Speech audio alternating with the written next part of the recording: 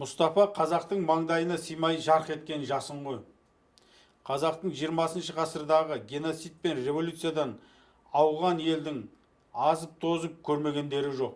Міне солардың көз жасынан жаралған Мұстапаның тұла бойы ұлтының намысы болды.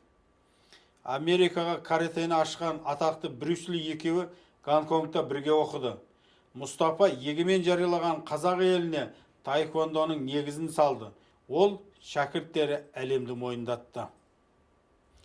Мұстапа мен жан досы Бексейіттің патриот жігіттері белсенді күшке айналды.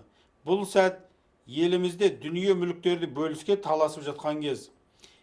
Бексейіт те қапияда пышақтап өлтірілді. Сол күндері түсіретін кино жоқ. Мен базарда сыра сатып жүргенмін.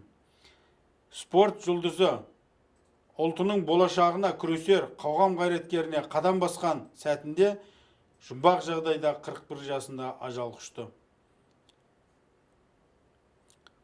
2014 жылы Стамбулда киномды көрсетіп, Мұстапаға Құран бағыштадық.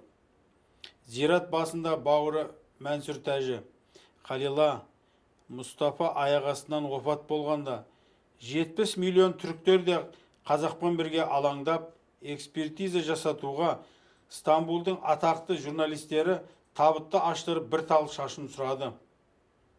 Бере алмадық. Атам екенімізге топырақ шаша алмадық деп жылап жіберді. Бәріміз бірге егілдік.